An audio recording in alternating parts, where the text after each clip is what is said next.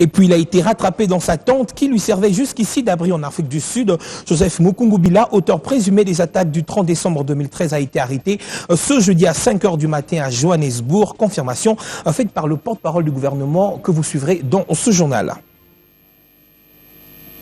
Merci à vous de nous rejoindre. Ce sont donc les services d'Interpol en collaboration avec la police sud-africaine qui ont mis la main sur le pasteur auteur présumé des attaques de la radio-télévision nationale congolaise et de 2 autres sites à l'intérieur du pays. Il a tout de suite été présenté devant le tribunal de Johannesburg pour une étude d'extradition. Je vous propose ici de suivre Lambert Mende Omalanga, porte-parole du gouvernement, qui confirme cette arrestation.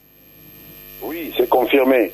Il a été arrêté aujourd'hui à 5 h du matin par la police sud-africaine et Interpol, et présent devant le juge des extraditions sud-africain, qui va donner la décision sous 48 heures. Oui, sur base du mandat d'arrêt qui a été émis, le mandat international émis par le gouvernement congolais. C'était donc au cours d'une émission diffusée en direct sur la chaîne nationale que les adeptes de Joseph Mukungubila faisaient interruption sur le plateau de la RTNC. On se souvient encore de leurs propos qu'ils tenaient, revendiquant ainsi la liberté du peuple congolais. Cette situation avait paralysé, il faudra le dire, certains coins de la capitale pendant quelques heures avant que les forces de l'ordre ne reprennent la situation. Retour sur cette fameuse journée du 30 décembre 2013 dans ce reportage. Un nom est cité comme étant celui qui serait à la base de ces attaques à Kinshasa et en province. Il s'agit de Joseph Mukungubila, pasteur de son État. Nom d'ailleurs que Lambert Mende a eu même du mal à prononcer au cours de son intervention. S'agissant d'une riposte que l'homme et ses troupes auraient menée face à une attaque des éléments loyalistes congolaises, le porte-parole répond. Les perquisitions entreprises à Lubumbashi et Kolwezi au domicile de personnes qui avaient été citées par les assaillants arrêtés à Kinshasa, ces perquisitions ont eu lieu après les arrestations opérées dans la capitale.